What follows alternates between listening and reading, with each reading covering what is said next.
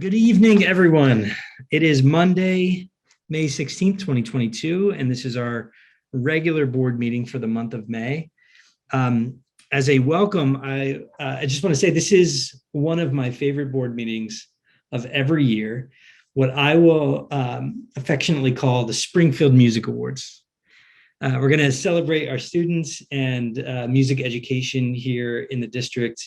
We're going to hear from our administrators and teachers and award our students with some certificates. So pretty exciting and awesome. We will also be looking at our budget for next year, which is also a topic of great interest. So with that, I wish we could be together, but in many years filled with extraordinary circumstances, we had another one today with a weather warning, which fortunately spared our district, but certainly forced us to virtual. So we'll come together here virtually, and if we could stand for the Pledge of Allegiance.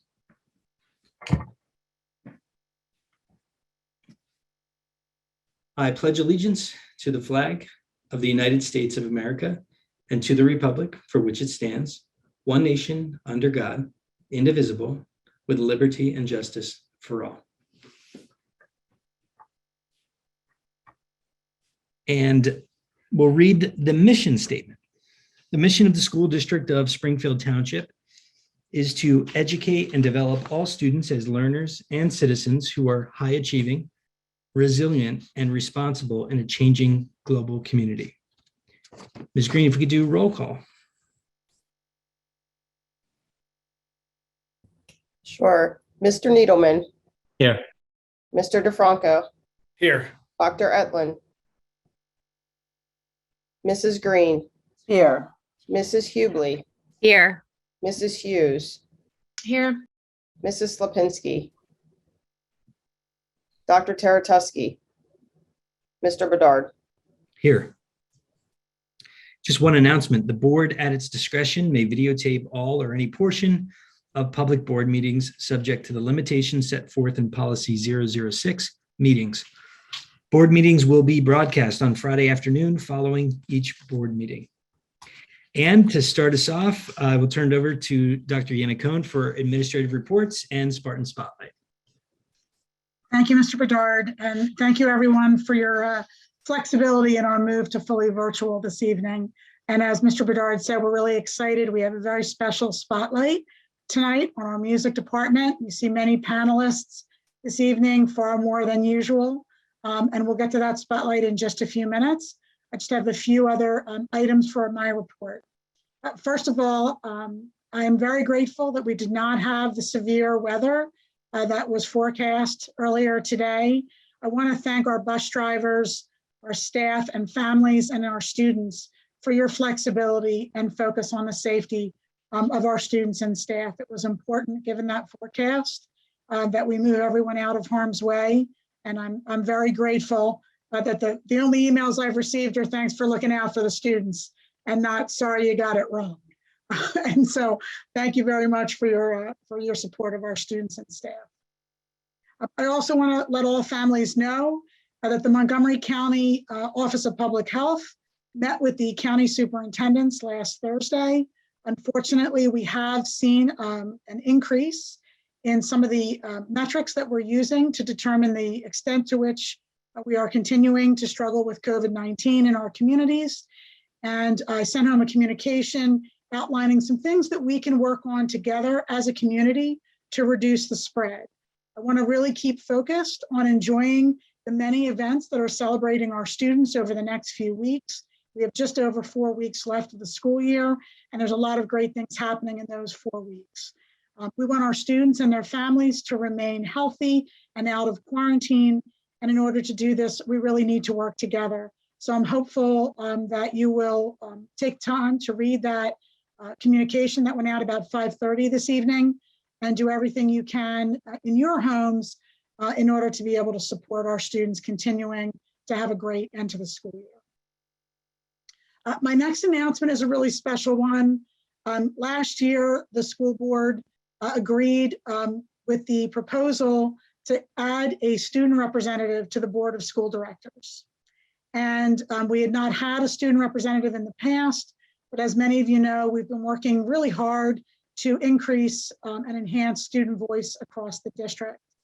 Madison Dunlap was nominated by the high school team as a model student, member of our community, and a very engaged and involved member of the high school student body, who would be a wonderful first representative and really set the tone and the bar for every student representative that will follow her.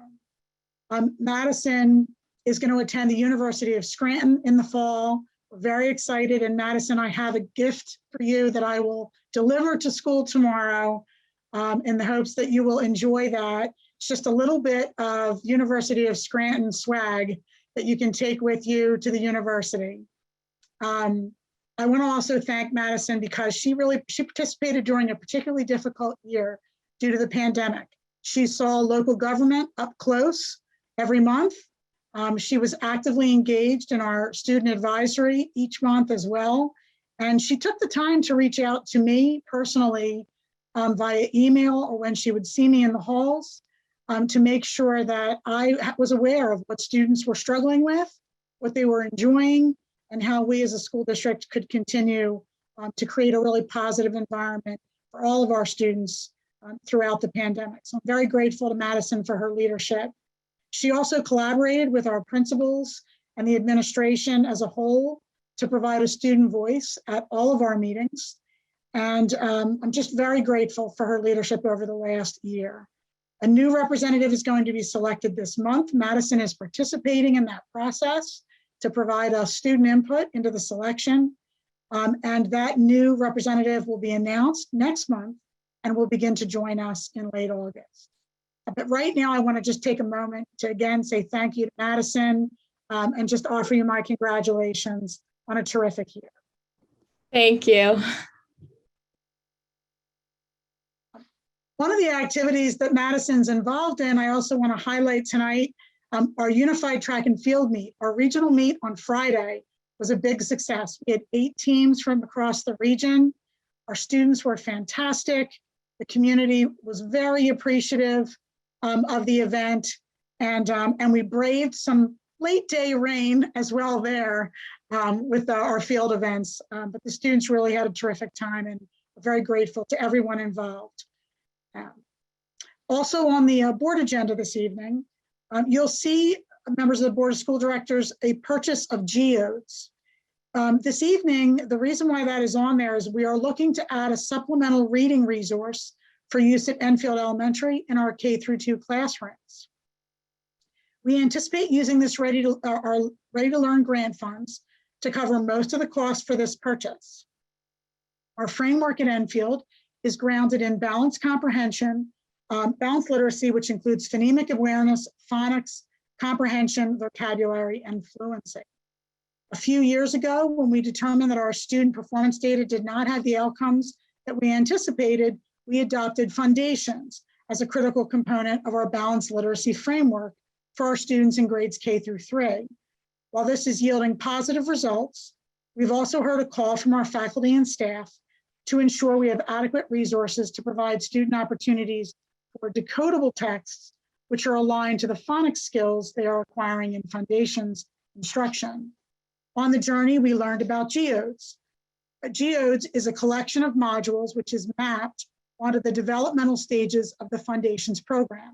They are written to engage students in meaningful content while ensuring they also have the skills to read and decode these texts using their learned skills.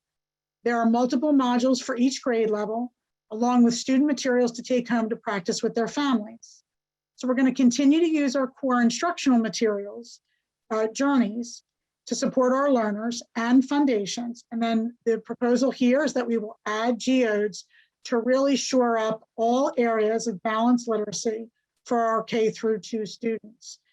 This will continue to enhance our program. And as you all know, reading is the key to so much more of the learning that occurs, not only in K-2, but throughout the K-12 experience.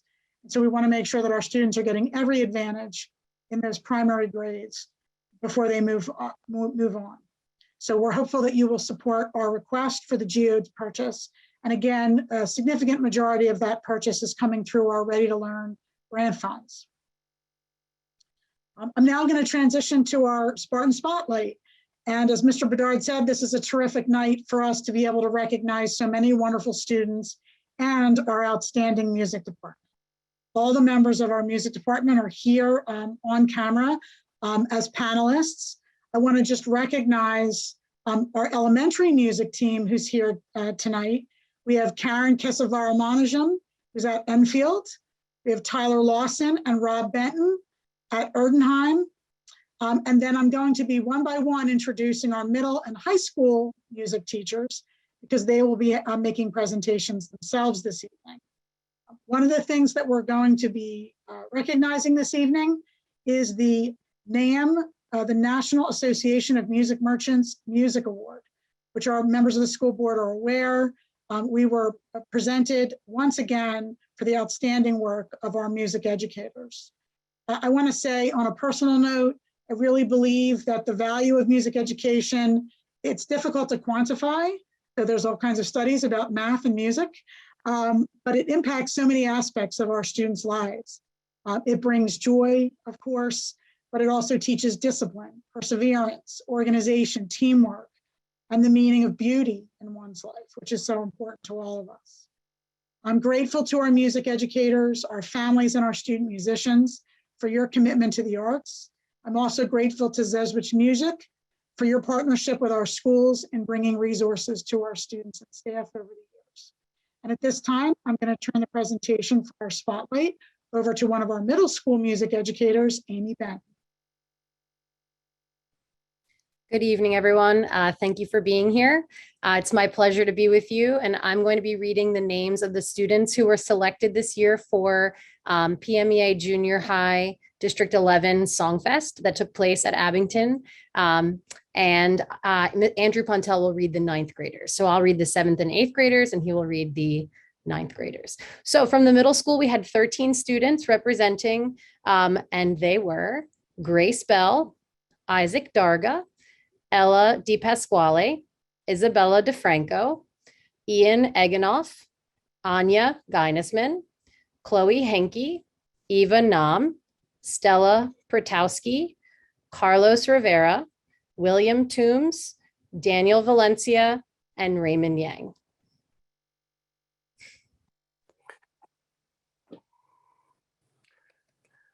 Thank you, Amy. I'll continue with our 9th graders.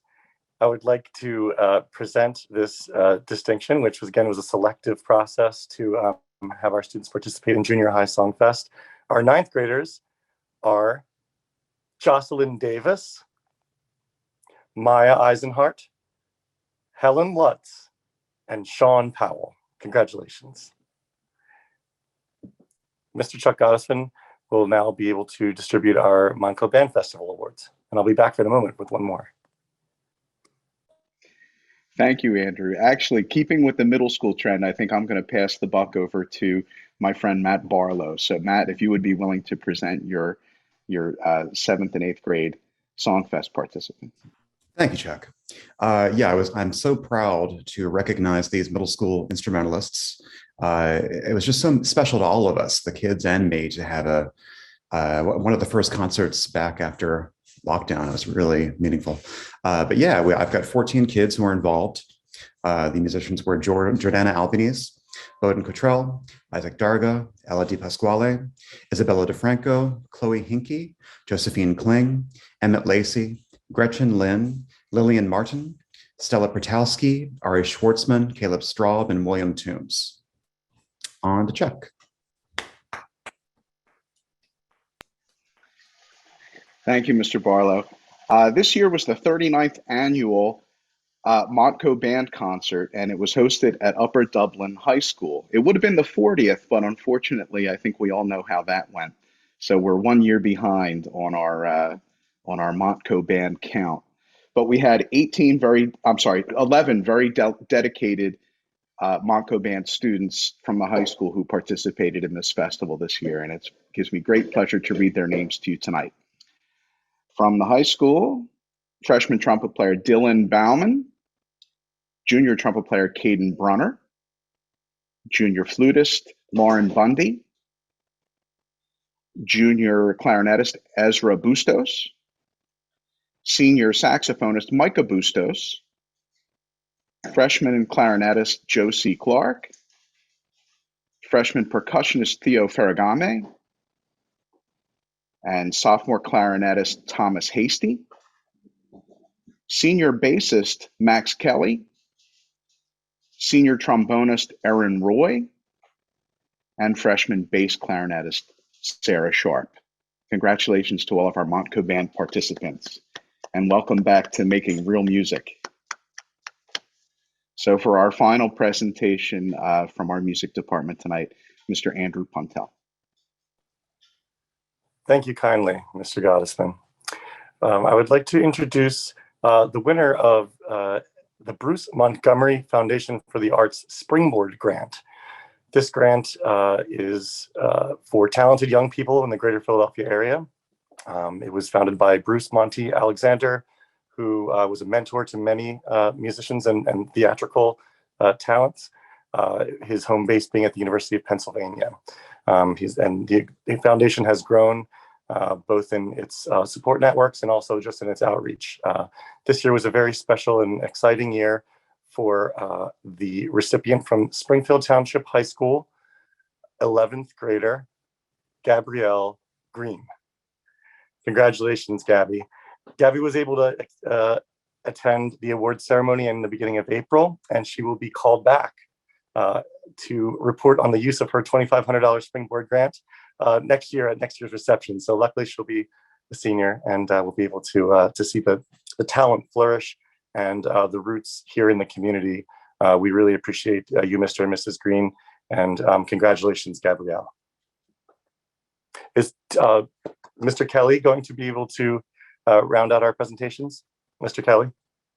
He is, but before Mr. Kelly unmutes, I'm going to ask all of our panelists. I know our students are at home. You didn't get the chance to come into the Freeze lobby to receive your certificates, which you will receive in the next few days directly. But let's unmute panelists and give them a true round of applause, all of our recipients. You all unmute together. Bravo. Excellent, excellent. All right.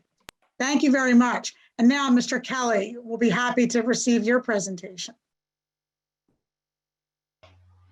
Thank you, Dr. Yannicone and Mr. Bedard and the balance of the school board, moms and dads, guardians that are on this Zoom call tonight. As Mr. Bedard said, this is kind of a reoccurring theme, if you will, for the school district of Springfield Township. It's my honor to be here with you this evening. Thank you. I appreciate your time. I come to you not only as a representative servicing the district, but I also come as a member of the NAM Foundation, and working very closely for, I don't know, geez, how many years has it been? 25, maybe? I think I that's stopped right. counting a long time ago. But I see the passion that your educators bring to the table on a weekly basis. Let's not lose sight of their involvement. The award actually is the best communities for music education, and it was something that the NAM Foundation started over 2 decades ago, where school districts could apply and kind of put their best foot forward in terms of what is being offered musically. And Dr. Yannicone, thank you so much. Music is a part of our life. It does teach discipline, time management, working together skills, all of those things. Music makes us smarter. But the NAM Foundation kind of put a platform together where student or school districts could apply. It's a rather lengthy application, and I think Mr. Gottesman will tell you it's 30 pages of pure pleasure that I could tell he's excited about it. That really goes into what does the district offer the students, the parents, the community, performance opportunities, scheduling, the financial, the Title I involved. Just it's all encompassing. Not to mention what we've been through in the last couple years with COVID. These folks stood on their head to really reach out to the students, and that was part and parcel of the application process for this year as well. What did you do during COVID, and how did you be able to reach out to those students, which they did remarkably. An unbelievable feat, just try to keep all the balls in the air. So the NAM Foundation started this, as I said, about 2 decades ago, and it has grown in popularity across the country. There's roughly 14,000 school districts in the United States. And I'm happy to say that Springfield Township is only one of 5.2% of those that actually have received this particular accolade. So congratulations, just from the scope of how many there are. There were several thousands and thousands of applicants this year. I will point out that it's not just apply and you get it. It is evaluated by the University of Kansas, a third party, that they go into detail and evaluate this. So it really isn't, it's very special.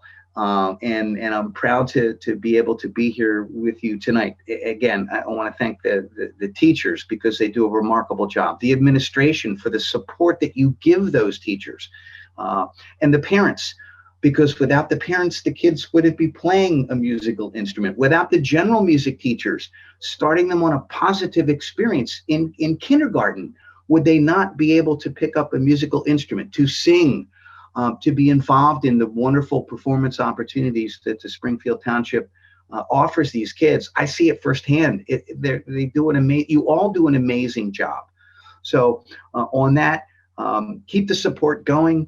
Music does make us smarter. I still play, I still practice. It's something that you can do. It's a life skill. So continued success. I'm honored to be here with you tonight. And if I was in person, I would be awarding you all. We congratulate you, the School District of Springfield Township, for an outstanding support of music education, enriching the lives of children and advancing student achievement. So on behalf of Saswitz Music and the NAM Foundation, congratulations, Springfield Township. Wonderful job. Again, bravo. Thank you so much, Mr. Kelly. Thank you for joining us tonight, and for advocating for music education. And I certainly am proud of the fact that our music department has once again reached this honor. I'm also hopeful that all 14,000 of those districts have the opportunity to bring music to their children as well, because it enriches us all. Yes. So Indeed, it does. I'm hopeful for all the other districts, and very proud of our own. And I want to echo something Mr. Barlow and Mr. Kelly alluded to. Over the last year during the pandemic, we learned the value of in-person performance, right? Whether it was our music program or our theater program, or in fact in school instruction. But it was very, very important for us to bring the music program back. And I want to recognize the members of our department for all of your commitment during the pandemic, the creativity, the lengths you went to make sure that students did not lose music during the most challenging times of the pandemic, and how strong you've returned this year in person. So thank you all very much. We're very lucky to have you all. And with that, Mr. Bedard, I'll conclude my report. Amazing. Thank you for the update, Dr. Anacone, and Mr. Kelly, thank you for the presentation again, and the award. It means a lot, and thank you for giving us your time. Most importantly, thank you to you, each and every one of you panelists, who are music educators. You're making a huge impact on the district. And as a dad of a musically engaged middle schooler, I personally thank you. And I saw some other board members with students who were given awards tonight as well.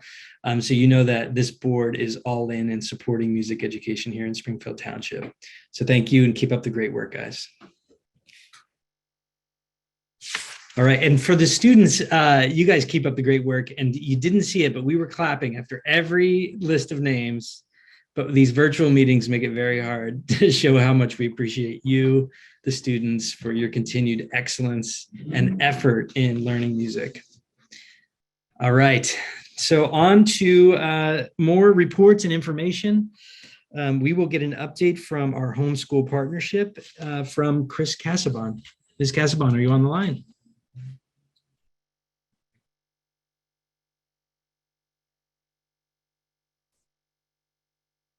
I see Ms. Casabon. Yes. Hi. How are you? Thank you Good, very much. Congratulations to the music department and the kids. Congratulations on the award. The next secondary HSP meeting is scheduled for this Wednesday, May 18th at 7 p.m. It's going to be a joint meeting with the EEHSP. That's our elementary home and school partnership. We're going to discuss our plans with working with the EEHSP next year and listen to updates from all 4 schools in the district. And we're going to provide news about upcoming elementary and secondary HSP events and hear a district update from Dr. Yannicone.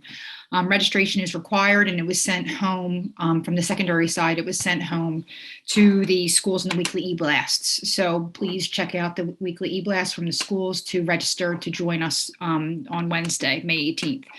In addition, we had a special ask that we are asking the guardians and parents of the middle and high school students. We're going to be hosting an end of year luncheon for the district staff that supports the middle and high school students. And we are asking for financial donations. Links to donate were included again on the weekly school e-blasts. So parents and guardians, if you're listening and you have a middle school and high schooler and you would like to say thanks, we would appreciate it so we can fund the luncheon for the staff. And that concludes our report for the evening. Thank you. Thank you, Chris. Appreciate the update. All right, and next up is Madison Dunlop for our student report. And Madison, before you get started, I just wanted to thank you again on behalf of the board for your dedicated service representing the voice of the students for the board at these meetings. I thought Dr. Yannicone said it really well, that you set the tone or set the bar for what we would expect moving forward. And just like every opportunity, I think you have exceeded expectations, and appreciate you setting such a high bar. So Thank you. we'll look forward to your final report. Thank you. All right. Over at Enfield on April 26th, the English language department hosted a family sing-along. On the 28th, it was Bring Your Child to Work Day, and Enfield gained 5 little teachers in training. On May 4th, they had the Festival of the Arts. And then this month, they also partnered with the Giving Tree, which is an organization dedicated to teaching children the merits of helping others and giving back to those in need. So they assembled snack bags that will be shared with local food pantries and local boys and girls clubs. And on May 16th, students at the high school in AP Environmental Science will be coming down to Enfield to build a butterfly garden with the first graders. Over at Erdenheim in April, their students and staff recognized their administrative team and their staff during appreciation weeks. On May 9th, the EEHSP sponsored a teacher appreciation lunch. On Thursday, April 28th, they also hosted a transition night for incoming 3rd grade families, and families were able to meet staff, student leaders, and learn more about the transition to Erdenheim. On Thursday, May 5th, they finished PSSA testing. And on the 20th, they have their color day. Over at the middle school, also on May 20th, there is a wiffle ball tournament that is being run by Mr. Cannon, and the enter cost is $5 if it's just yourself, and $15 for a team of 3 to 4 players. And this is just for fun, so anyone can play. Their color day is on May 27th. The Student Council end of the year picnic is currently being planned and will be on the last day of school. The chorus and band are also headed to Hershey Park to perform this month. The service club is running a canned food drive, and the homeroom with the most canned food will win a prize. Not sure what it is, but they'll win a prize. And the Multicultural Student Club planted flower beds outside of the front office.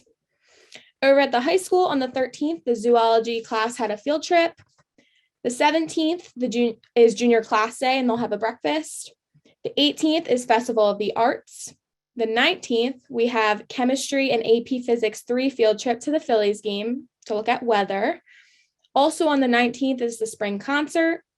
The 24th is thespian initiation. The 26th is 11th grade field trip to New York City. Also on the 26th is the NCAA senior signing ceremony. And on the 27th is the VOE banquet. And that's all. Thank you.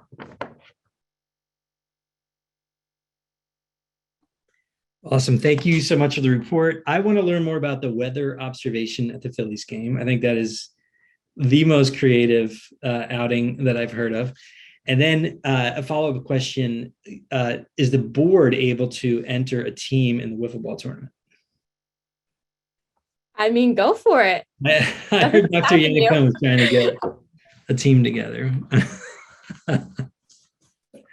Madison, thank you so much. Board members, any comments for Madison? Just want to say thank you, Madison. Good luck next year. You really have, as Mr. Bedard said, set the bar very high. Congratulations. Thank you. Madison, I want to also say thank you. You've handled yourself so professionally, and every detail's been really very well articulated. So we're going to really miss you, but best of luck in what you're doing, and enjoy all of that Scranton gear you're getting ready to get. Thank you so much. Awesome. All right. Tough act to follow, but Mr. DeFranco is going to do his best with our Finance Committee report and update. It's not even going to be close, but I'll do my best, like you said. So we had our Finance Committee Zoom meeting last Thursday morning, May 12th, 8 a.m. Committee members in attendance, myself, we had Ms. Hughes, Ms. Lipinski, Dr. Taratusky, and Mr. Bedard. Administrative team, we had Dr. Yannicone, Ms. Green, Ms. Genko, and Mr. Bray. Two main points on the agenda that morning. One of them was vehicle purchases. There are 4 school buses that the district is in need of replacing, 2 48-passenger buses and 2 84-passenger buses. We had a pretty lengthy discussion about how immediate the need was with those buses. And as we can all see on the agenda tonight, there is a vote on 2 of the buses. What we ended up doing was having a discussion on the possibility of looking at electrical vehicles in the future. And the district was asked to do some research as to what that transition would entail before we make any decisions. So for now, the purchases, the 2 buses that are really needed because we can't support them anymore. And then we'll return to discuss the other ones in the future at a later date. The other big topic also on our agenda tonight, this is the proposed final budget. So just to review the timeline today, May 16th, this is on our agenda tonight. We're going to approve the proposed final budget. We're going to have a final review on June 9th with the Finance Committee, and then we'll return on June 21st to approve the final 2022-2023 budget. At the meeting, what we did was we reviewed the 4 different comparisons of revenues that the district had prepared. One was at a tax increase based on 2.5%. One was at 2.8%, one at 3%, and then one was at the Act 1 index, which is 3.4% for this year. So the discussion was what do we lose out on at those various points? So if we ended up adopting a 2.5% increase, there would be a possibility of having to cut certain technology expenditures or use additional fund balance in its place. And there was a note that those cuts would directly affect students and create a possible educational inefficiency. So coming into this meeting, the proposed budget tax increase is 2.8%.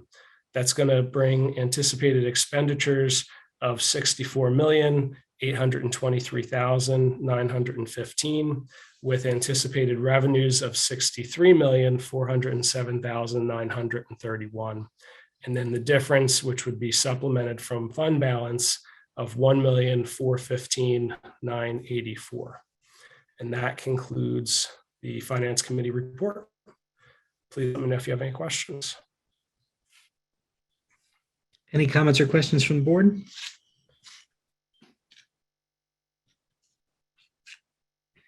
All right, Mr. DeFranchi did a great job. Very complex topic, very detailed meeting.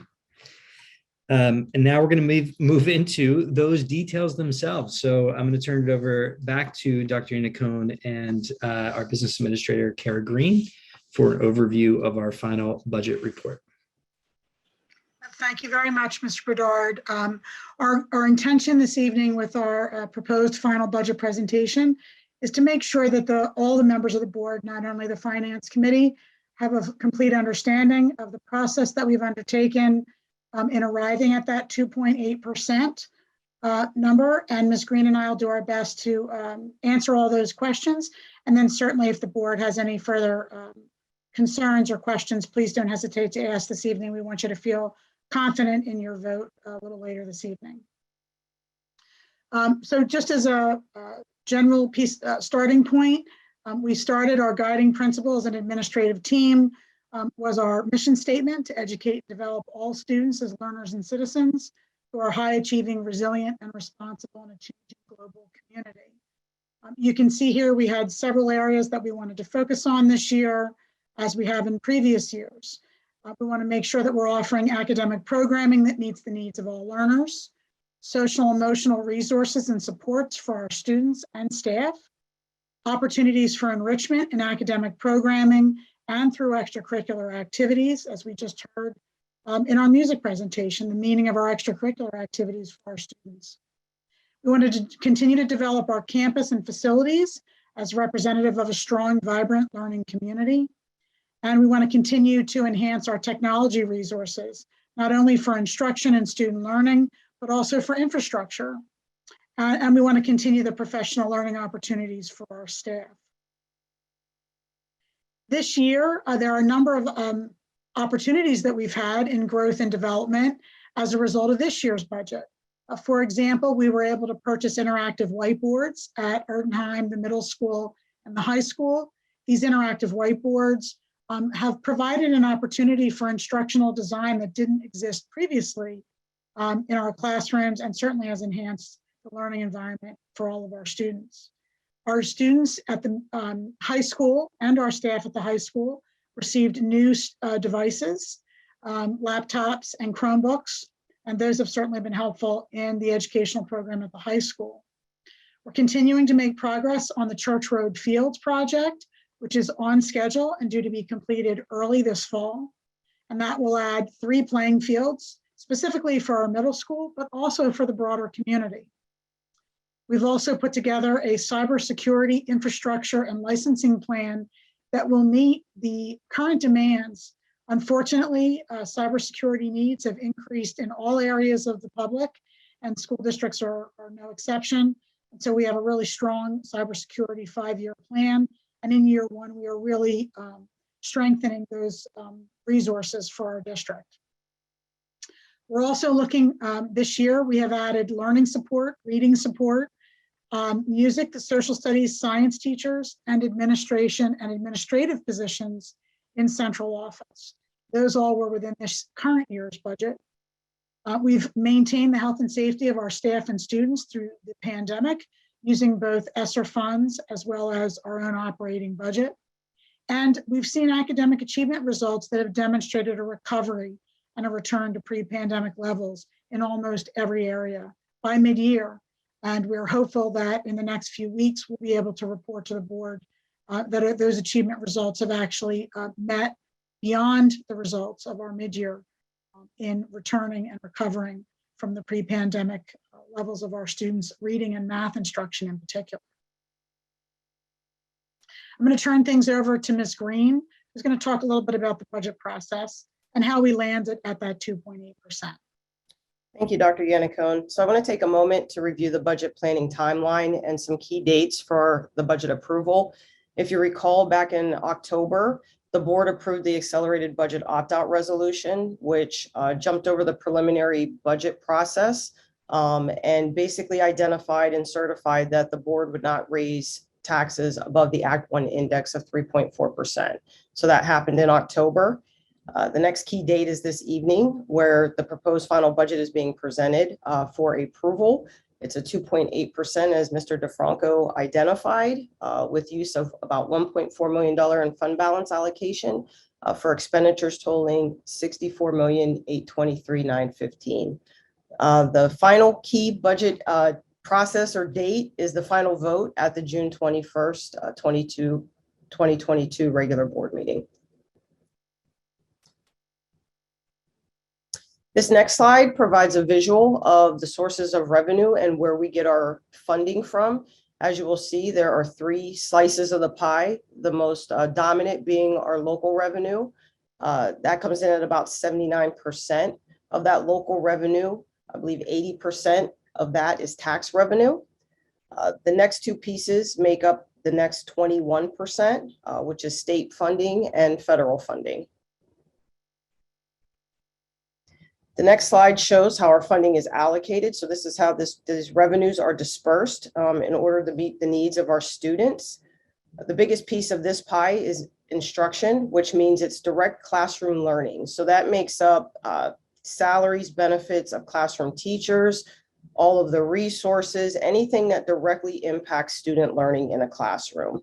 The next big piece is support services. And these are all the functions that support classroom learning. So it's your guidance counselors, it's your psychologist, it's your administration, not just central, but building principals. It is your tech department, it's facilities. So those two big pieces make up 84% of where our resources go. And that impacts student learning. Non-instruction activities at 2%, those are our student activities and our student athletics. Debt service is our annual debt payment. Those debt payments are generated from bonds that have been taken out over the years for construction projects such as the new Enfield School, some renovations and field renovations at the high school, and our current Church Road athletic field renovation project. And then other financing uses, Mr. DeFranco talked about our purchases of buses. So this is a transfer into our capital reserve as we try to make sure that we're maintaining our fleet and we maintain financing for that. So we're going on over 2 years of the initial piece of the pandemic. So we want to take a look at how the pandemic is still impacting our district financially. So earnings on investments, which used to be big pre-pandemic because of interest rates and being able to invest funds in order to generate interest off of those funds, has significantly decreased.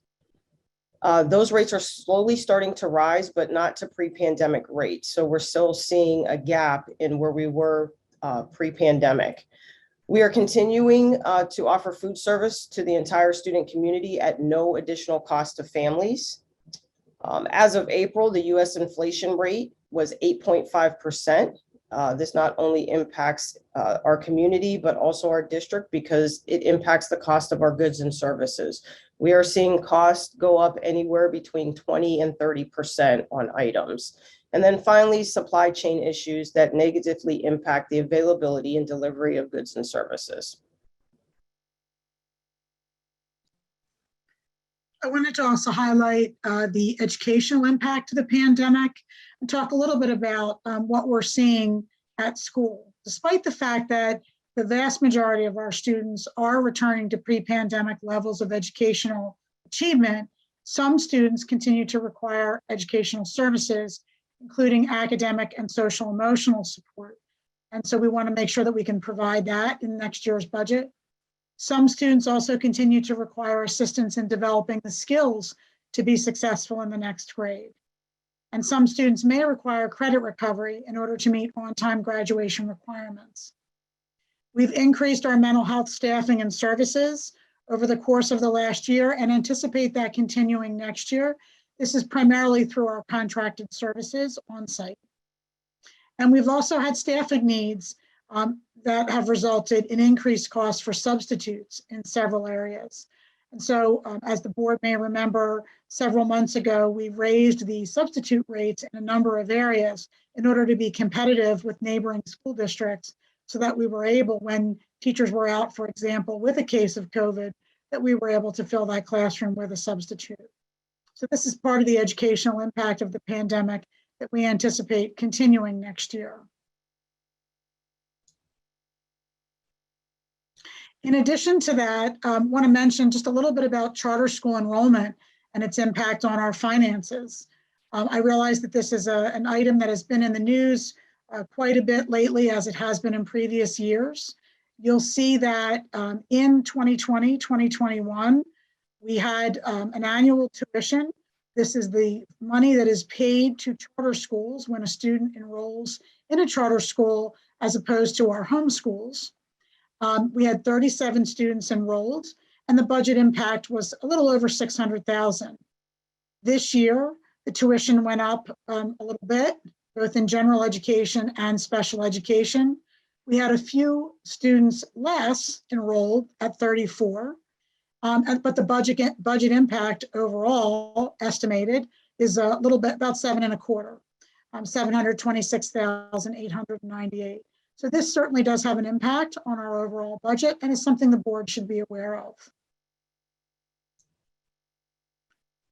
And I'll turn it back over to Ms. Green. Thank you. So I want to do a little quick review of the budget process and how administration creates and builds the school budget. So first, my office establishes the revenue budget. One of the things that I use in generating the revenue budget is looking at 5-year historical trend data to see if I can get trends on increases or decreases so that we're able to adjust accordingly. Also, the current economic climate. I just mentioned financial impact of the pandemic was earnings on investments. So the 5-year historical trend data does not work in that instance because obviously current economic climate is impacting that particular revenue line item. And then finally, there's external data that I receive from different entities or organizations such as the state. Obviously, the state budget has impact on our revenues.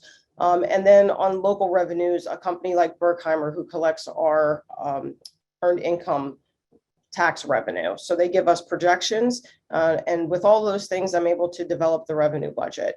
So another big piece of the budget on the expense side is the personnel budget, which is salaries and expenditures. So my office, in conjunction with Ms. Kerr, we provide that personnel budget. So we use salary data, which is derived from our contractual agreements.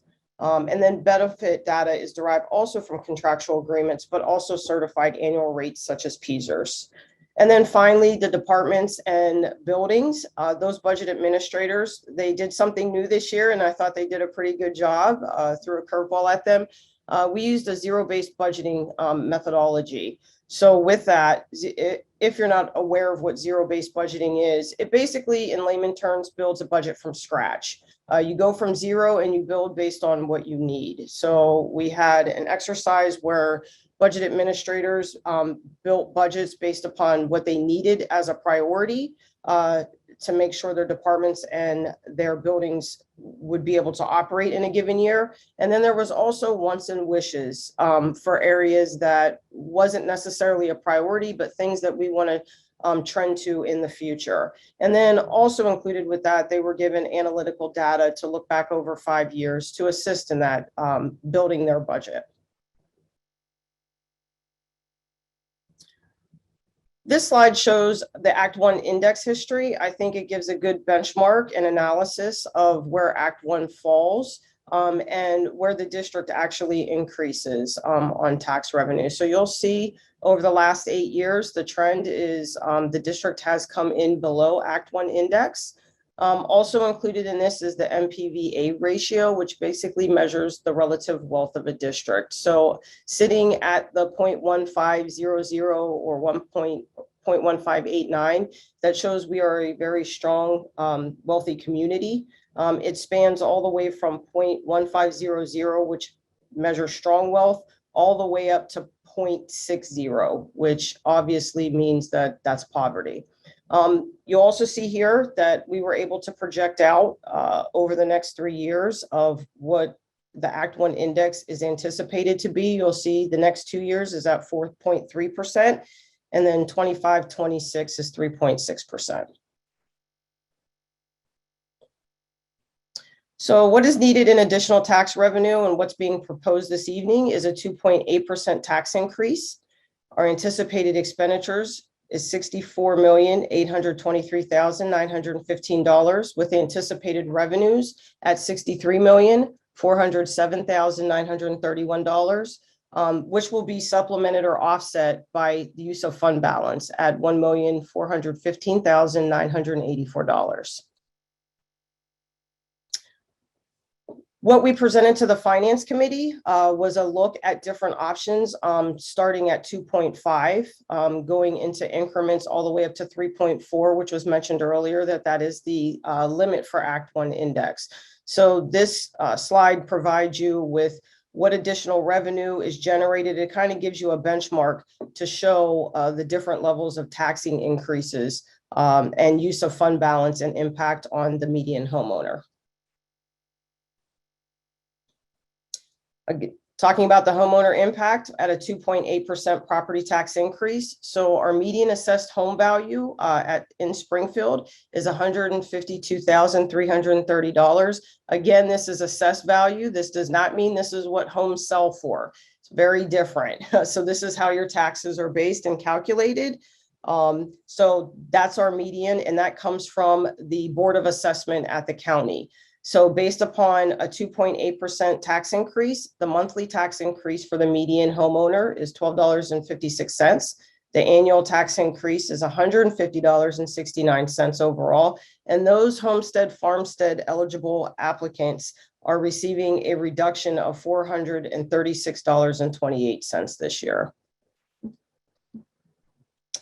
Impact on fund balance. This is always a conversation because we want to make sure that in times of need that we're able to meet our financial obligations. So estimated at the beginning of July 1, 2022, we will be sitting at about $26 million in fund balance with our anticipated use for the 22-23 budget year of $1.4 million. That will reduce us down to about $24.5 million.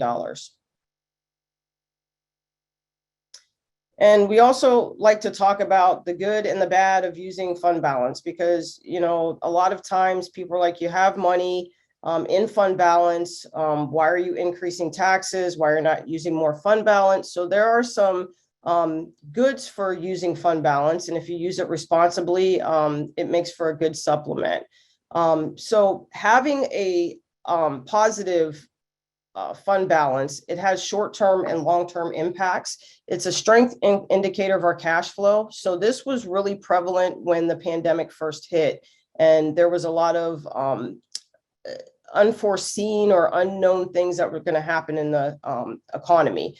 So having a strong fund balance, you know, if the state were to stop providing funding or there was a decrease such as in our earnings on investment or earned income taxes, or people were not able to pay property taxes, then having the cash flow to be able to continue to pay our bills is a very positive thing with a very positive fund balance.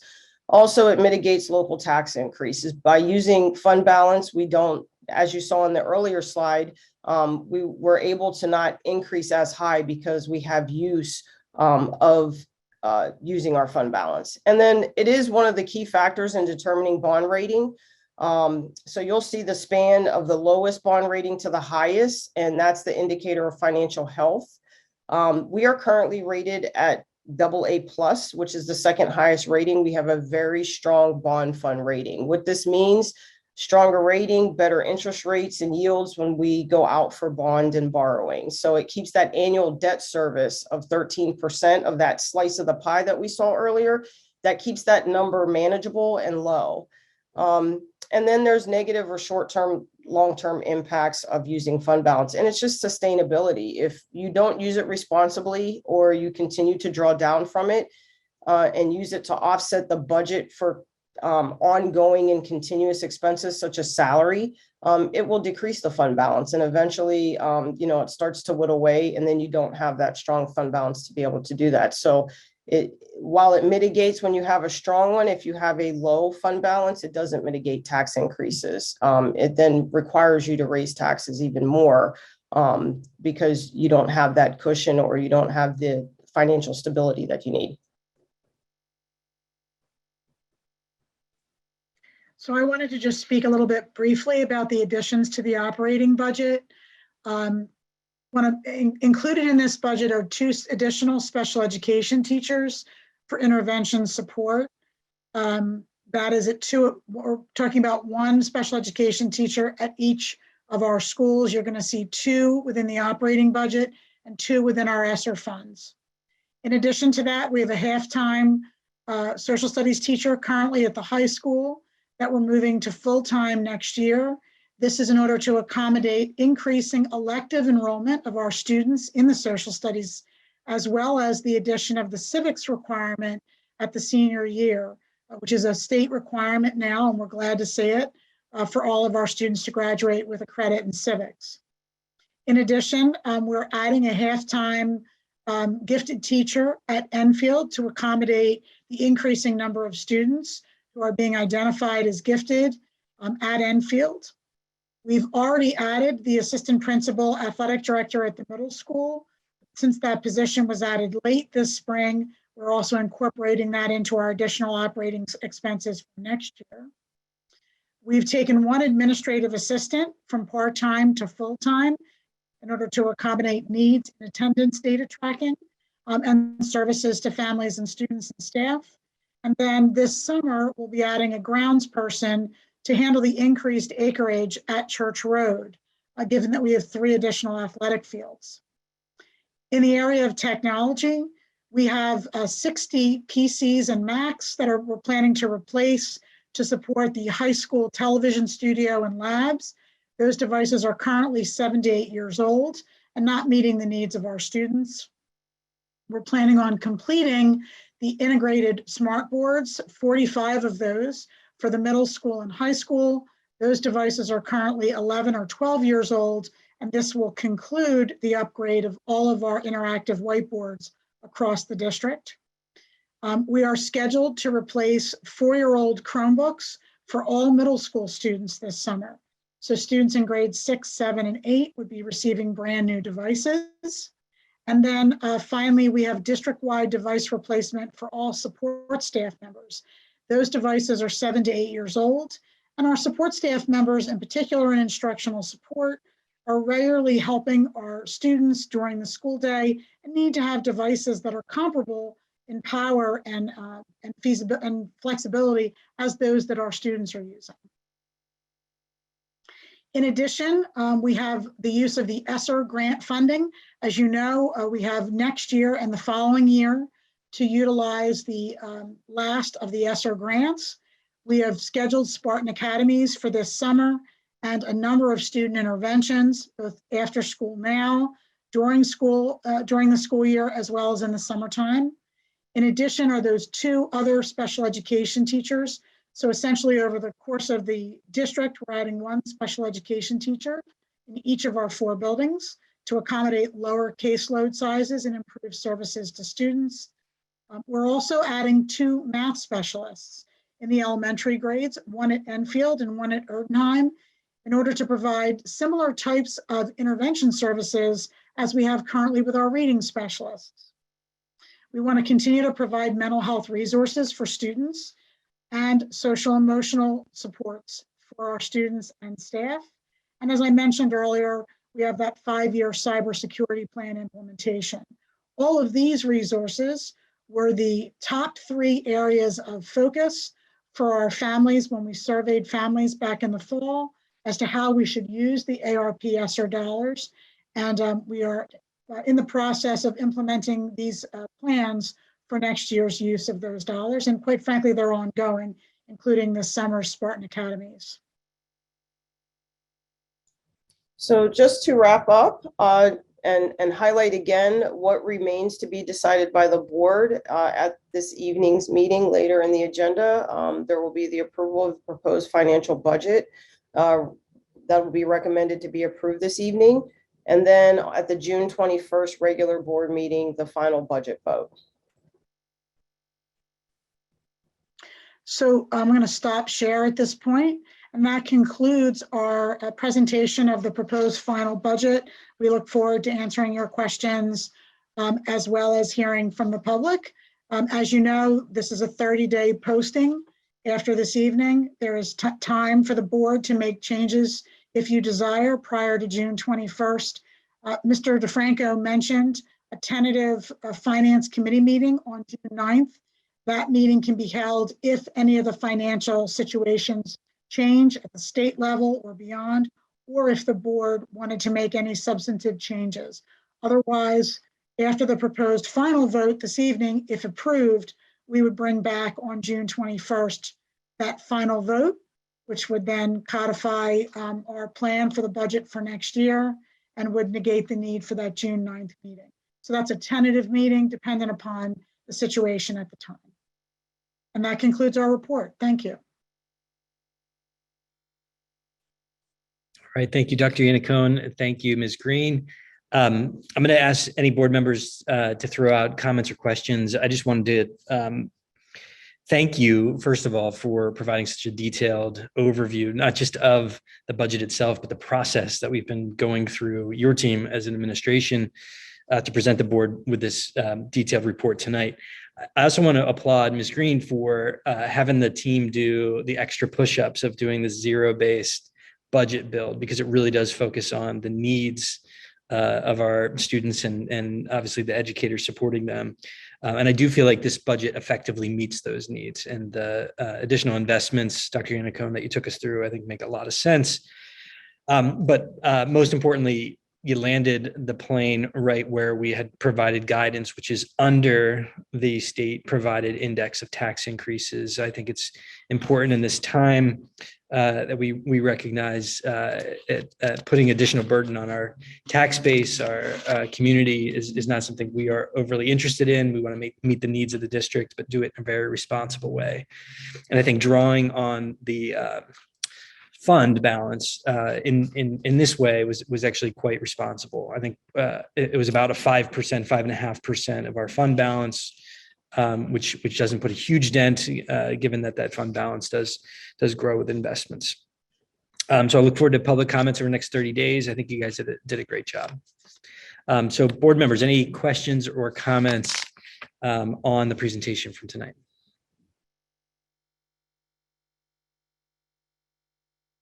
And you also feel that it is a very thorough presentation.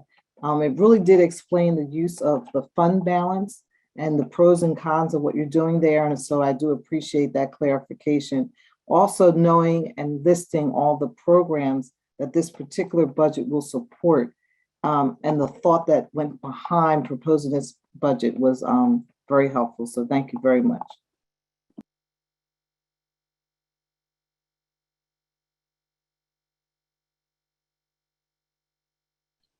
All right, seeing no other comments from the board, we'll move this on to the business of the evening to take a vote on that final budget proposal. All right, moving on to public comments on agenda items. So since we are fully virtual, we don't have an in-room sign-up sheet. So Mr. Needleman, if you could let me know if anyone has their hand up. Sure. Thank you, Mr. Bedard. I don't see any hands raised in the, oh, I do see one, pardon me. Stephen Haverin. And Mr. Haverin, just a reminder for public comment, do 3-minute comments, and if you could just let us know where in the district you live and state your name for the record, I'd appreciate it. Yeah, sure. Stephen Haverin, Orland, Pennsylvania. My question was, it wasn't spoken about tonight, but it was in the agenda on the with the I guess the policy on the exchange students. There is a change, I guess, to paying for students of different visa types, and it was just kind of seeking clarification on that and what that meant. So Mr. Havern, if I could propose, why don't we have, when we get to that part of the agenda, I'll ask someone from the policy committee meeting to walk through those changes on the policy themselves. Does that work? Perfect. Thanks. Awesome. Thank you. The next hand I see raised is Bronwyn Callens. Mr. Miss Callens? Yes, good evening. This is her husband, Curtis Callens. I'm located in Winmore, and I'm not sure you'll be able to answer this at this moment, but I wanted to table the question. With the increase of student altercations at the middle school and also incidents that have been occurring, have there been any resolutions or action steps that have been articulated? I have attended the last principal meeting, but it wasn't shared from the standpoint of the current latest interventions that will be in place. Well, Mr. Collins, thank you for the question. And I do know this has been a topic of significant interest from parents. Myself, I'm a parent of a middle schooler, both in 6th and 8th grade. It is a topic that we talk about at the dinner table as well. And I do believe Mr. Fuller is on the line. And if Dr. Yannicone, if you're okay with it, I think having Mr. Fuller give a quick update on some of the activities and mitigating activities that he and his team have been working on, I think would be appropriate.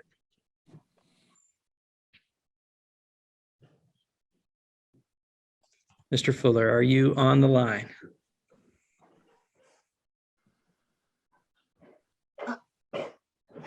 Mr. Fuller, I might be able to begin to answer, if that would be all right. Yep. Mr. Callens.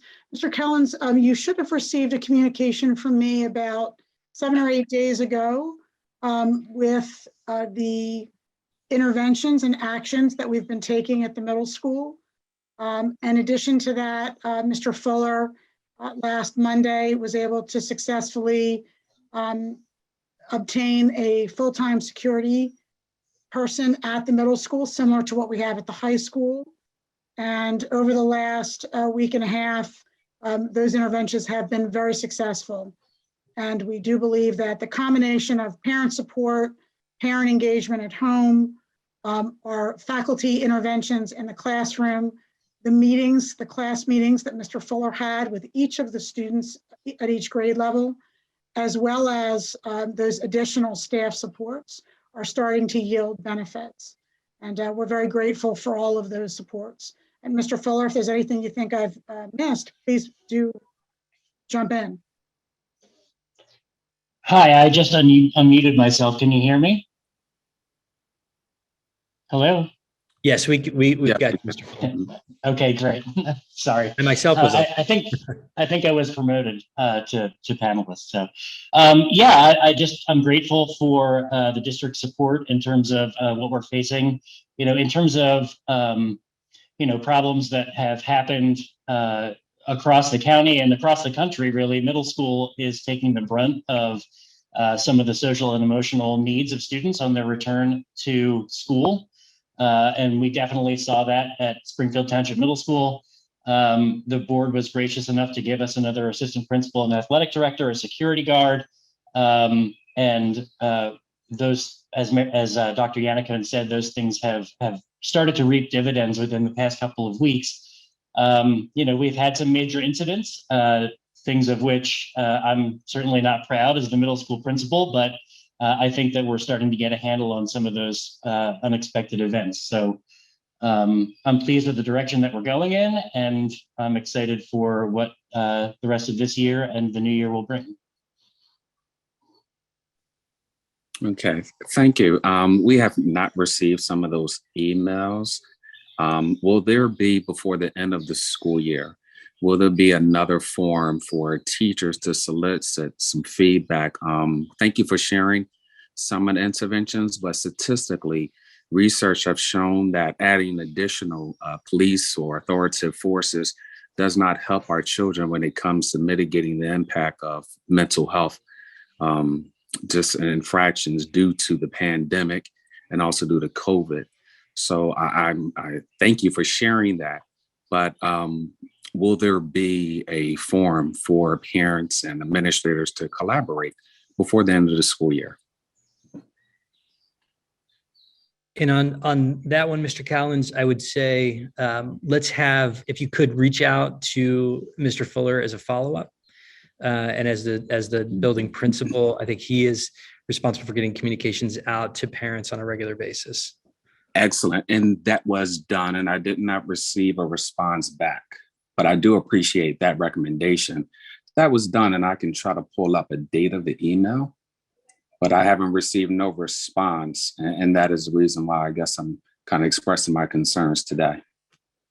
Well, I appreciate your Well, comment. I would say I certainly want to respond to Mr. Callens. I don't remember an email coming through my inbox, but if you would resend that to me, Mr. Callens, I'll get that back to you shortly. Excellent. Thank you. All right, Sure. Mr. Cowlins, thank you very much.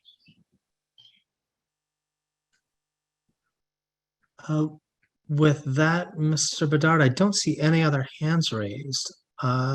If anyone is joining us online who has a comment on agenda items, if you want to raise your hand, if you want to make a comment, please do so now.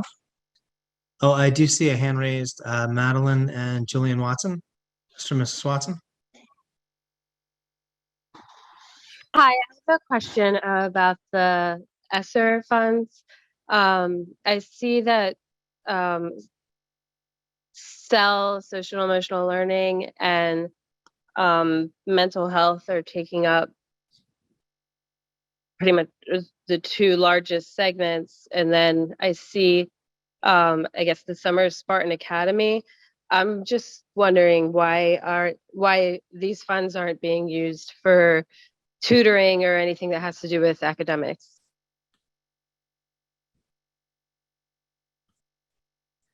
So, Ms. Watson, is your comment that you would prefer that funds are used for tutoring? For academics. Yeah. I think in this case, I think it is appropriate, given the ESSER funds are called out in the budget, Dr. Yannicone, just to give a brief overview of how we approach ESSER funds, because certainly there's a wide range of uses of those funds that the team has been working really hard to deploy. But I think it's a fair question. Absolutely. So the ESSER dollars, when parents were surveyed in the fall, the top two requests were math and reading support, and a very close third was mental health supports.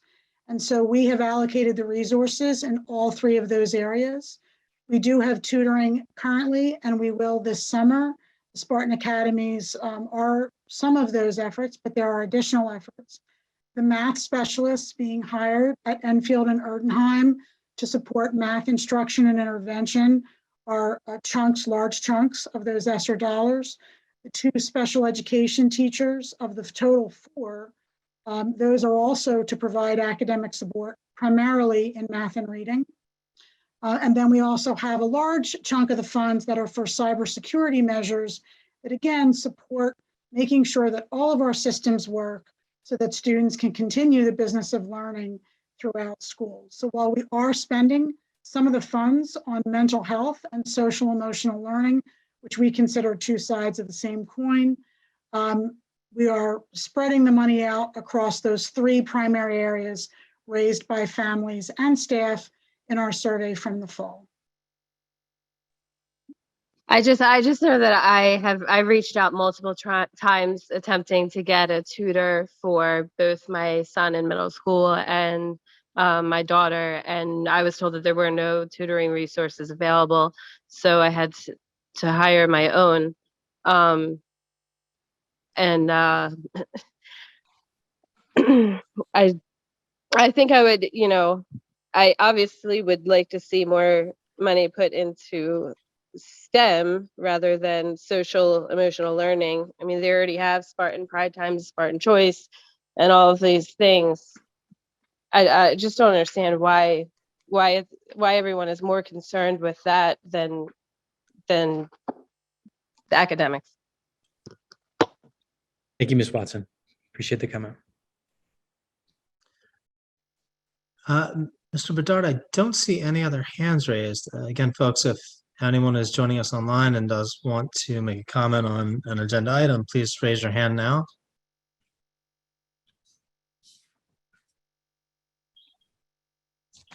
And I don't see any. All right, we can jump into the business of tonight's meeting. I believe our first agenda item is approval of minutes from our April 5th, 2022 interim hybrid board meeting. The Board of School Directors approves the board minutes from April 5th, 2022 interim hybrid board meeting. Is there a motion? Motion. And a second. Thank you. Any comments or questions? Okay, Ms. Green. Mr. Needleman, Aye. Mr. DeFranco, Aye. Mrs. Green, Aye. Mrs. Hubley, Aye. Mrs. Hughes, Aye. Mr. Bedard. Aye. All right, on to our approval of minutes from our April 19th, 2022 regular hybrid board meeting. The Board of School Directors approves the board minutes from April 19th, 2022 regular hybrid board meeting. Is there a motion? Motion. And a second? Second. So we got to get used to doing the mute and off mute again. Any comments or questions? Okay, Ms. Green. Mr. Needleman, Aye. Mr. DeFranco, Aye. Mrs. Green, Aye. Mrs. Hubley, Aye. Mrs. Hughes, Aye. Mr. Bedard. Aye. Next section is our approval of treasurer's report. The approval of the treasurer's report for the month ended April 30th, 2022.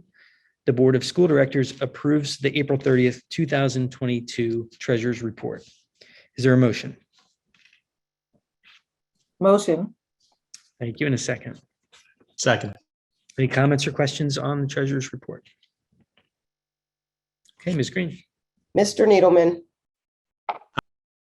Mr. DeFranco, Aye. Mrs. Green, Aye. Mrs. Hubley, Aye. Mrs. Hughes, Aye. Mr. Bedard. Aye. Next, moving into human resources, personnel, and HR contracts. First is personnel recommended action. The Board of School Directors approves the following personnel as presented in the attachment: support personnel, temporary personnel, extended school year, ESY, program personnel, extra pay for extra responsibilities, 2021, 2022. Is there a motion? Motion. And a second? Second. Any comments or questions on our personnel? Ms. Green. Mr. Needleman, Aye.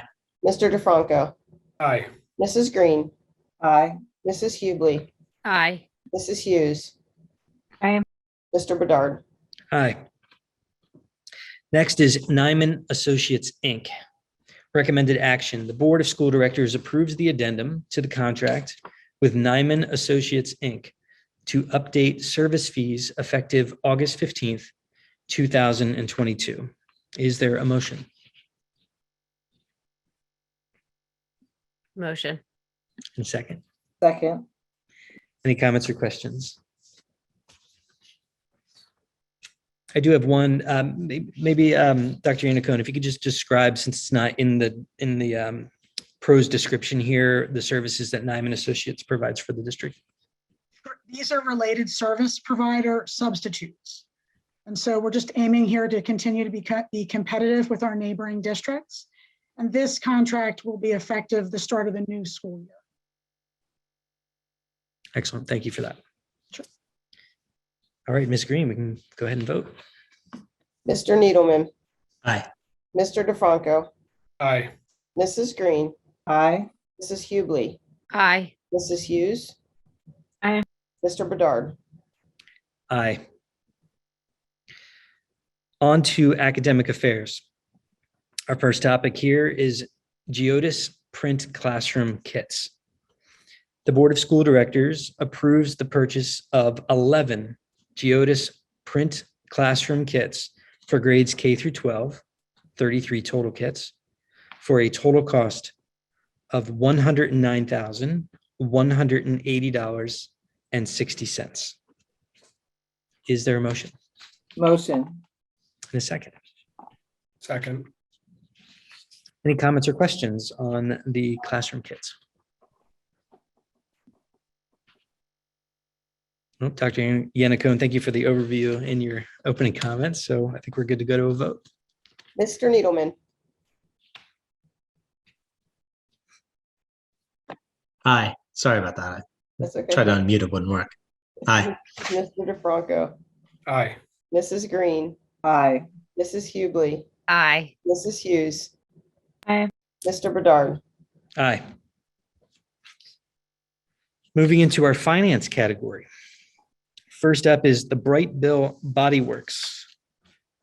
Recommended action, the Board of School Directors approves the purchase of two 48-passenger Bluebird Vision school buses for an estimated cost of $261,582 under Sourcewell state contract pricing.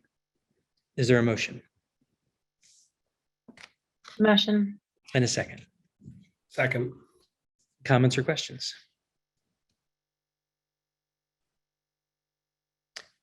Just for extreme clarity for those in the public who were not able to attend the property committee meeting, this dollar amount covers the cost of both buses, correct? It's not a single bus price. Very good. Thank you. All right, Ms. Green. Mr. Needleman, Aye. Mr. DeFranco, Aye. Mrs. Green, Aye. Mrs. Hubley, Aye. Mrs. Hughes, Aye. Mr. Bedard. Aye. Next is our appointment of treasurer. Recommended action, the Board of School Directors approves the annual appointment of Ms. Samantha Genko as treasurer through June 30th, 2023. Is there a motion? Motion. And a second? Second. Any comments or questions on appointment of treasurer? Thank you, Ms. Green. Mr. Needleman, Aye. Mr. DeFranco, Aye. Mrs. Green, Aye.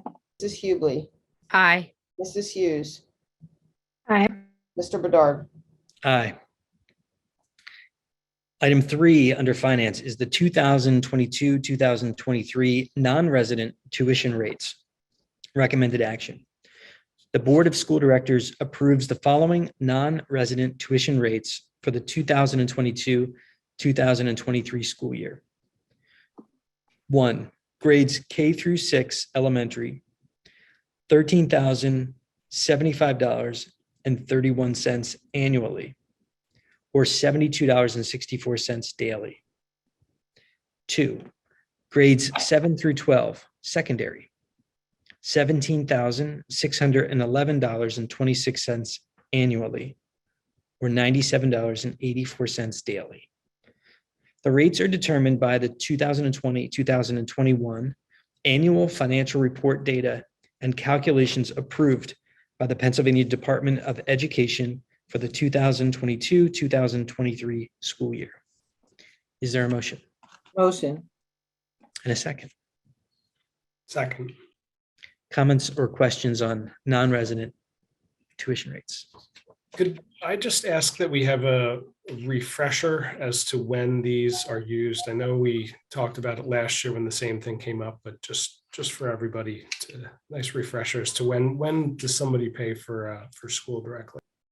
Absolutely. Thank you, Mr. DeFranco, and thanks for the opportunity to explain it. It can be confusing for the public to think that we are allowing tuition students. We are not. So this comes up in the event that we go to residency hearing with a family, and the family is asked to pay back the district if the family no longer has lived in the district, and there you can see that daily rate is used for calculation in that instance. We are not a district that provides a tuition option for non-residents, but the state does require that we set these rates based on the information they provide us. And Ms. Green, did I miss anything there in explaining? Not at all. You did great. Okay, thank you. Thank you so Any much. other comments? Any other comments or questions? Okay, Ms. Green. Mr. Needleman, Aye. Mr. DeFranco, Aye. Mrs. Green, Aye. Mrs. Hubley, Aye. Mrs. Hughes, Aye. Mr. Bedard. Aye. Our fourth topic under finance is the 2022-2023 proposed final budget that was presented earlier this evening. Recommended action. The Board of School Directors, as recommended by the Finance Committee, approves the following. 1, the adoption of the 2022-2023 proposed final budget. 2, the advertisement and public inspection of the 2022-2023 final budget on Form PDE-2028 and the homestead farmstead exclusion. Is there a motion? Motion. And a second. Second. Any comments or questions on the final proposed budget? Okay, Ms. Green. Mr. Needleman, Aye. Mr. DeFranco, Aye. Mrs. Green, Aye. Mrs. Hubley, Aye. Mrs. Hughes, Aye. Mr. Bedard. Aye.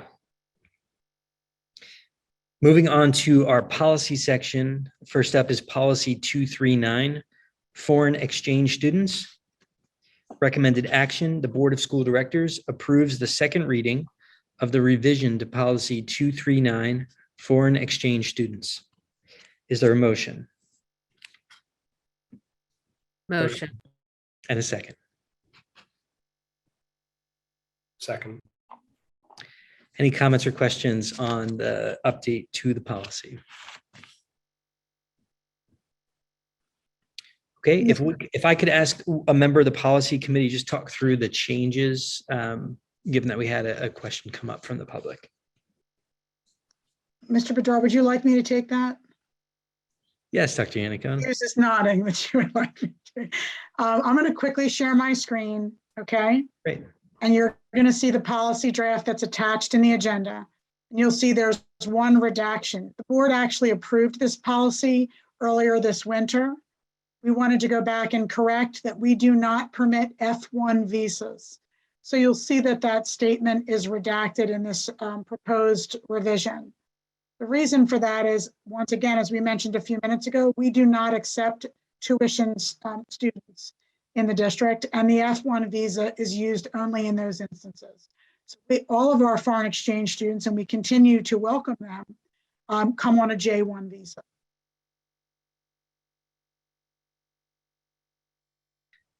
Very clear. Thank you, Dr. Yannicone.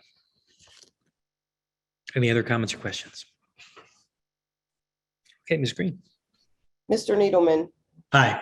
Mr. DeFranco, Aye. Mrs. Green, Aye. Mrs. Hubley, Aye. Mrs. Hughes, Aye. Mr. Bedard. Aye. Our next topic is the 300 policies, and this is a second reading.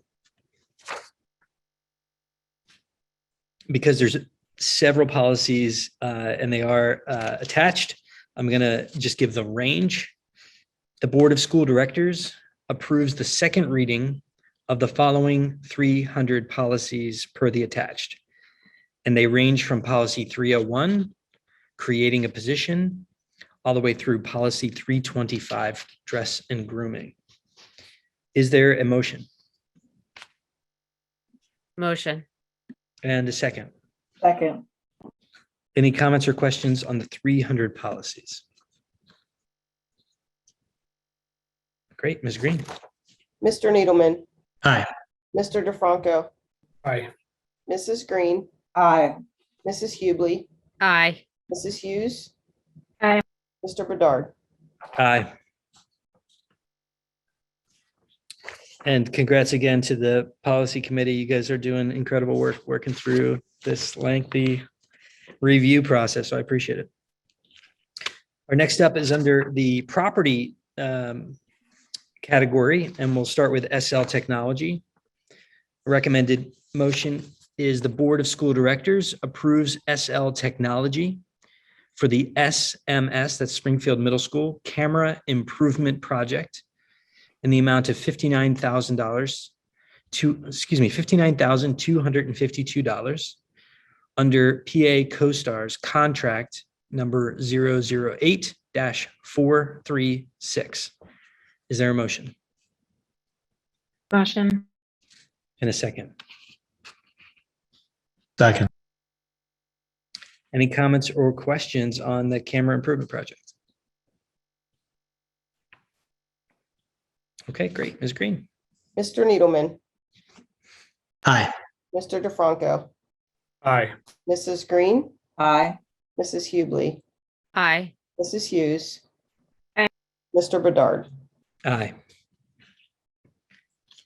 All right, that concludes our business for the evening. We'll now move on to public comment on non-agenda items. And I will turn it over to Mr. Needleman.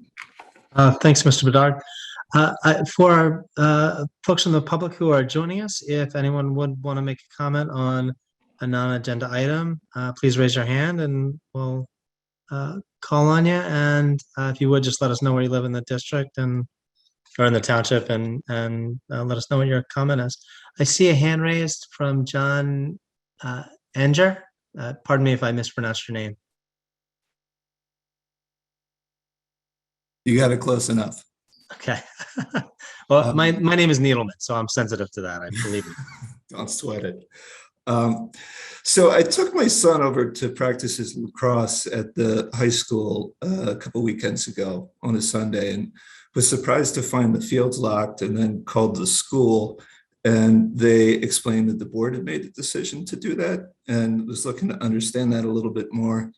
I can't remember it ever being the case in the past.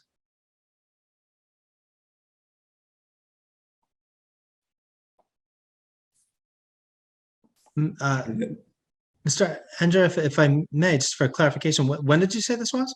A couple weekends ago. Okay. Yeah, I'll take a first stab, and then I think Dr. Yannicone, if you could clarify the posted times. But there are the fields are open to the public, specifically the large athletic field stadium. There are posted times when it's available to the public. During those times, it should be unlocked and available. And the reason those times are limited, of course, is we want to make sure that there is security personnel and that we are creating a safe environment for the community. So, like, I've lived in the township in Winmore for 17 years. I have a 19-year-old freshman in college and used to take him over. I cannot ever remember the fields being locked as recently as last fall. And I appreciate that there's posted times on the website now, but was shocked. And I'm a little perplexed what the safety issue would be. I mean, the baseball field's open, right? Actually, don't know the answer to that. The baseball fields are open. The Spartan Stadium, Mr. Enger, Correct. Pronouncing that correctly? I'm hoping I'm pronouncing your name correctly. The reason why starting last summer, we had designated times for the public is that several of our community groups have rented the stadium under the board's policy for the vast majority of the time that the field is not being utilized by district teams. We wanted to make sure the public had knowledge of when the fields were not rented out. And then that would allow students, if they wanted to play a pickup game of lacrosse or soccer, if they wanted to throw the football around, if a community member wanted to take a jog on the track, they would know when they would be able to do that. With the new stadium, the new turf and track, we did unfortunately early on with the new facility experience some vandalism, both to the bathrooms as well as to the stadium itself. And in an effort to protect the community's significant investment, we hired extended hours for our security team to be able to unlock and lock that area and make sure that it's being used appropriately. If you have concerns about access, I would absolutely contact our athletic director, Mr. Ferraro at the high school, who could definitely talk with you about when there's accessibility for the public at large to be able to use the stadium, because we do want to make it available as much as possible. So he has the latitude to change the posted hours? He has the latitude to provide posted hours within the contract that we have with our security team. as well as the contracts we have with community groups such as Springfield Soccer and Springfield Lacrosse, who have rented the stadium for significant portions of the weekend in particular, and weekday evenings. Right. Predominantly after To be 7. clear, when I was there, nobody was on any of the fields. I can't So- speak to a specific I date. just don't want to have him do a duck and cover and say, well, it's not my decision. I just want to be clear on who's making the decision here. And if it's his decision to make, does he, by your statement, have authority to change what's posted? He will review any proposed changes with me because that would also change the security hours. Okay. And there's receptivity to changing the security hours? As I mentioned earlier, we are happy to open up the stadium as much as possible for the public. We try not to go too late in the evening, and we try not to go too early in the morning. But beyond that, yes, we certainly want to make it accessible. And just out of curiosity, like the vandalism, was it excessive? I mean, it's across the street from the police station. I'd rather not speak to that specifically, but if you'd like to give me a call tomorrow, I'd be happy to talk with you about it. That would be awesome. Thank you very much. Okay. And Mr. Andrews, one other thing I would mention, the last couple of property committee meetings, we've had discussions on hours associated with the use of the fields as well. So would welcome you anytime to join the property committee meetings where it's a little Cool. bit. And are they posted on the website? They are. Okay. And Jeff, I think you and I suffered through some T-ball games together with my youngest. So nice to see you. You too. Thanks for the comment. Thank you. The next hand I see raised is Randy Kester. Mr. Kester? Hi, can you hear me? Yes, if you could just tell us where you Okay. live in the district. Sure. Hi, this is Randy Kester, resident of Erdenheim. I have a sixth grader at the middle school. And I just, first of all, I wanted to say thank you for your service to the district. I know that the job of administration, teaching, and even serving on the board is not easy.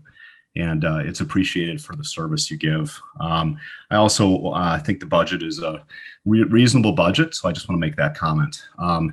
My focus to speak today is just around the chatter and the ongoing issues that have been presenting at the middle school. I'm not somebody that really attends board meetings. I'm also not somebody that's reactive. But when there's law enforcement activity in the school, that is a concern. And the focus, of course, has to be academics. It has to be the education of the person, both academically and social emotionally. And I think there is definitely concern that the ongoing issues presenting at the middle school is taken away from both of those avenues. And I know there's a response, and I heard Mr. Fuller speak and Dr. Yannico, and you spoke as well. But I know in talking not only within our family, but other families, that these ongoing things that have arisen this year definitely pose a concern. So I just want to put that out there in the public comment. Thank you. Yeah, thank you, Mr. Kester. I appreciate you reinforcing the point.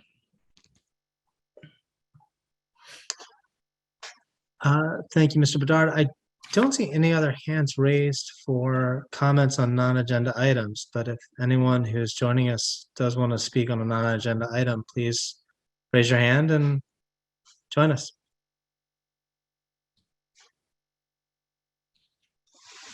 I don't see any hands raised, Mr. Bedard.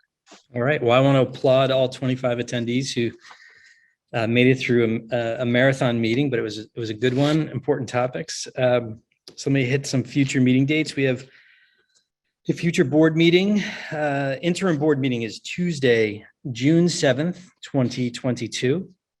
And we have a regular board meeting scheduled for Tuesday, June 21st, 2022. Both of these meetings will be hybrid, and our intention is to be in the Freeze Memorial Lobby located at the high school. We have committee meeting dates coming as well. There's a policy committee meeting on Thursday, May 26th, 2022 at 8:30 a.m. As mentioned before, all committee meetings are posted and published on the website if you want more information on how to attend. So with that, again, thank you to the administration for great work on the budget. Thank you, Madison, for great work representing students. And thank you to all of our musical teachers and students for another wonderful year of achievement in musical education. Would love to open it up to any board members who would like to provide any closing comments.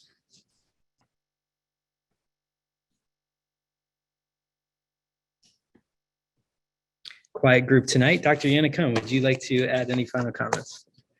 I'll just echo what you just said, Mr. Bedard. I want to thank Madison for her service over the last year. We're going to be sorry to see you go. University of Scranton is getting a real star. So we're excited for you and hope the last few weeks of school are terrific for you. Thank you. All right, with that, we will adjourn for the evening. Thank you, everyone, for attending.